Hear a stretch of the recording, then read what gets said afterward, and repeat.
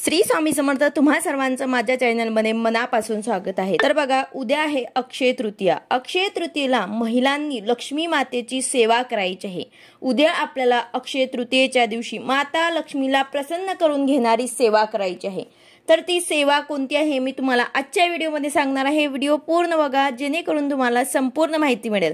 जर तुम्ही चॅनलवर नवीन असाल तर चॅनलला सबस्क्राइब करायला मात्र विसरू नका आणि व्हिडिओला लाईक करायला मात्र विसरू नका। तर बघा, माता लक्ष्मीची सेवा उद्याच नाही तर रोज आपल्या घरामध्ये झालीच पाहिजे। अक्षय तृतीया लक्ष्मीला प्रसन्न करण्यासाठी हा एक शुभ दिवस मानला जातो। लक्ष्मी मातेला प्रसन्न करण्यासाठी अक्षय तृतीयेचा सण अतिशय शुभ मानला जातो आणि या दिवशी लक्ष्मी देवीला प्रसन्न करण्यासाठी काही उपाय केल्याने तुमची गरिबी सुद्धा दूर होऊ शकते। तुमच्या घरामध्ये काही आर्थिक अडचणी असतील तर त्या सुद्धा दूर होतील। तसेच तुमच्या कुटुंबावर लक्ष्मी मातेचा आशीर्वाद सुद्धा राहील। तर या दिवशी माता लक्ष्मीची पूजा जर केली तर अवश्य लक्ष्मी माता आपल्या घरामध्ये अखंड वास करते आणि म्हणूनच या दिवशी लक्ष्मीचे पूजन अवश्य करायचे असतं। अक्षय तृतीया हा सण मातोश्री पार्वतीचा जन्मदिन म्हणून साजरा केला जातो। म्हणून सर्व स्त्रियांनी या दिवशी श्रीयंत्रावरती 16 वेळा श्री सूक्ताचे पठण करून कुंकुमार्चन करायचे आहे। जर तुम्हाला कुंकुमार्चन करणं शक्य नसेल तर तुम्ही 16 वेळा श्री सूक्ताचे पठण आवर्जून करा किंवा मग एक जरी वेळा केला तरी सुद्धा चालेल, पण आवर्जून तुम्हाला मातोश्री पार्वतींना जी आवडणारी सेवा आहे ते आपल्याला करायची आहे। आता ज्यांच्याकडे श्रीयंत्र नसेल त्यांनी या शुभ मुहूर्तावर श्रीयंत्र आणून त्यांची विधिवत पूजा करून आपल्या देवघरामध्ये त्याची स्थापना करायची आहे आणि ही सेवा करायची आहे। श्रीयंत्र हे साक्षात लक्ष्मीचे स्वरूप आहे, त्यांची सेवा आपल्या घरामध्ये झालीच पाहिजे।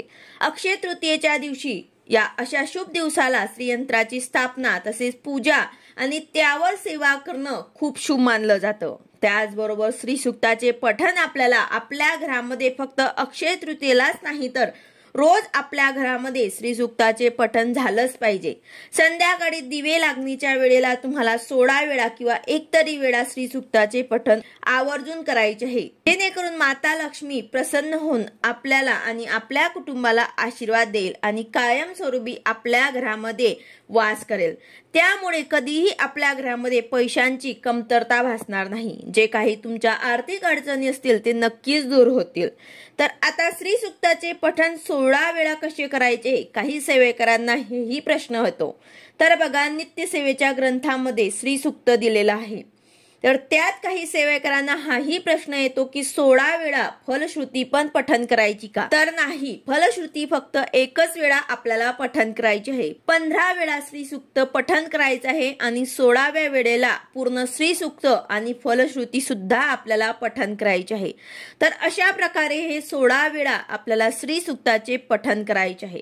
सर्वात महत्त्वाचे म्हणजेच या दिवशी आपण आपल्या आवडत्या देवतेंचे नामस्मरण किंवा मंत्र पठण करावे। या दिवशी केलेल्या मंत्र पठणाने किंवा नामस्मरणाने पुण्य अखंड टिकत राहते, कारण या दिवशी जे काही आपण सेवा उपासना करतो ते अखंड टिकते। अक्षय तृतीया म्हणजे ज्याचं क्षय न होणारं अक्षय तृतीया, आपण जे काही सेवा उपासना करतो ते अक्षय राहतं। तर या दिवशी आपण मंत्र पठण केले, नामस्मरण केले तर ते सुद्धा अखंड टिकून राहील। तर अशा प्रकारे आपण या दिवसापासून मंत्र पठणाला किंवा नामस्मरणाला सुद्धा सुरुवात करू शकतात। अतिशय महत्त्वाचा आणि शुभ दिवस आहे। तर या दिवसापासून तुम्ही रोज संध्याकाळी श्री सूक्ताचे पठण करण्याचा संकल्प सुद्धा घेऊ शकतात आणि रोज आपल्या घरामध्ये माता लक्ष्मीची सेवा सुद्धा करायची आहे। या दिवशी मंत्र स्तोत्र म्हटल्याने आपल्यावर माता लक्ष्मीची अखंड कृपा आपल्यावरती राहते आणि लक्ष्मी माता आपल्या घरामध्ये अखंड वास करते। तिचा वास जो आहे तो कायमस्वरूपी आपल्या घरामध्ये राहतो। तर अशा प्रकारे आपल्याला ही अतिउच्च कोटीची लक्ष्मी मातेला प्रसन्न करून घेणारी सेवा उद्या नक्कीच करायची आहे आणि उद्यापासून सुद्धा आपल्या घरामध्ये संध्याकाळी श्री सूक्ताचे पठण आवर्जून करायचे आहे। व्हिडिओ आवडला असेल तर लाईक करा, शेअर करा, सबस्क्राइब करा। भेटूया अशाच नवीन व्हिडिओ सोबत। श्री स्वामी समर्थ।